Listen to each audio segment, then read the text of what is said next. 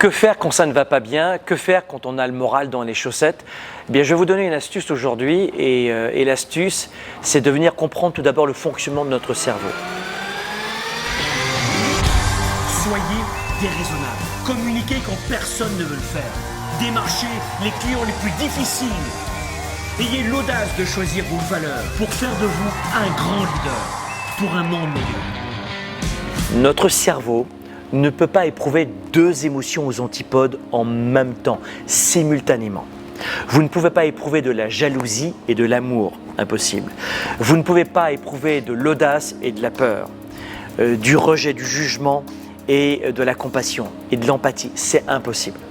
Donc à partir du moment où on comprend un petit peu mieux comment fonctionne notre cerveau, c'est ce qu'on apprend dans nos séminaires, dans nos programmes, eh bien on va pouvoir utiliser ce principe du cerveau en remplaçant une émotion par une autre. On ne va pas la fuir, on va la remplacer.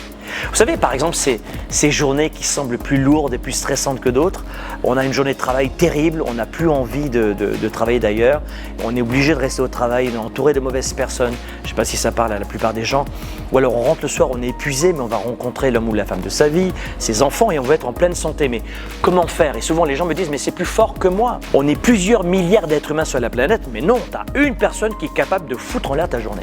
C'est complètement irrationnel. Et les gens qui font cela se disent très rationnels.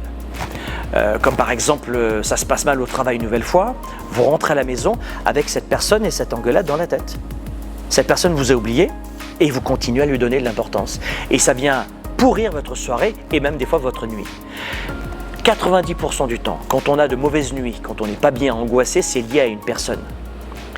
Souvent, c'est lié au relationnel. Une fois que les gens comprennent comment le cerveau fonctionne, il s'agit simplement d'aller renforcer une émotion, de déclencher une émotion par des pensées pour remplacer l'autre. C'est-à-dire que cessons de penser à ce qui ne va pas, à ressasser le passé, peut-être même de la journée ou de quelques heures avant, pour continuer de nourrir cette mauvaise émotion. Ce qu'il faut justement faire, c'est au lieu de penser à tout ce qui ne va pas, c'est de tourner le dos à ces pensées qui viennent nourrir la mauvaise émotion. Donc il faut simplement retenir qu'on veut nourrir une autre émotion. Parce que c'est comme ça que ça se passe. Et ce qu'il faut faire, c'est aujourd'hui repenser, c'est une astuce, à ce qui va bien, à ce pourquoi vous êtes plein de gratitude. Sinon la vie est trop lourde si on ne fait pas cela au quotidien. Et voilà comment la plupart des gens sont malheureux. C'est parce qu'ils ne savent pas comment leur cerveau fonctionne. Venir nourrir une bonne émotion pour dégager l'ancienne et la mauvaise. Mais venir nourrir une bonne émotion, eh bien, de quelle façon on s'y prend? Eh bien, je vais vous donner un petit truc. C'est très simple. Dans ces moments où les gens ne se sentent pas très bien, où on ne se sent pas bien, il faut tenter de reconnaître tout ce que nous avons dans notre vie. Les gens ne sont pas reconnaissants de ce qu'ils ont. Pleine santé, enfants, famille, parents, vivant et en pleine santé, j'ai un toit, je peux me nourrir, j'habite peut-être dans ce pays où je suis en sécurité, etc., etc. On ne voit plus tout ce que l'on a. La plupart des gens se comportent comme des gosses de riches. Tout ce qu'ils ont obtenu, c'est acquis et c'est oublié. Eh bien, c'est de cesser de faire son enfant gâté et de voir ce qui va bien dans ces moments-là. De commencer à voir sur ce qui s'est bien passé ce jour-là, sur ce que nous avons réussi cette semaine ou ces 10 dernières années, tous les défis qu'on a affrontés. Je ne sais pas, vous avez passé un permis de conduire, vous avez passé un diplôme, vous avez eu des enfants, vous avez réussi à trouver un job.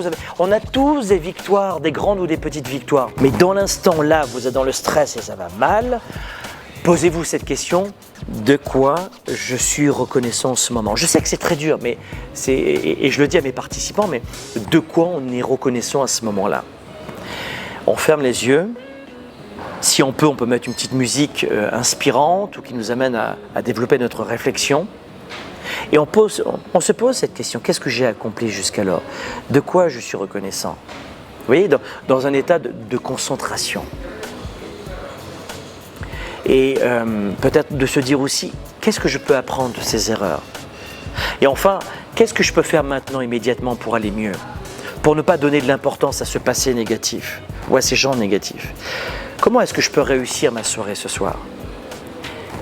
et cette action négative va s'arrêter. Si on est capable de nourrir durant toute une nuit, voire même parfois des années, une mauvaise émotion, vous êtes d'accord qu'on est capable de nourrir une bonne émotion? Eh bien, c'est ça l'effort. Retenez ceci, c'est que notre cerveau n'est pas fait pour nous rendre heureux.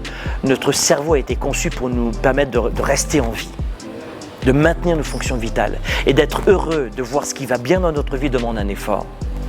Donc c'est à nous de défaire cette mauvaise émotion.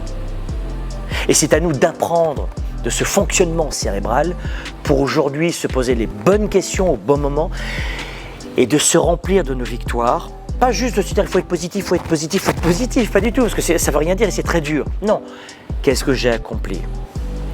Qu'est-ce que j'ai réussi? De quoi je suis reconnaissant? Pourquoi j'éprouve de la gratitude? Ou comment je peux réussir ma soirée? Qu'est-ce que je dois faire maintenant? Posons-nous ces bonnes questions pour inverser et dégager ces pensées toxiques.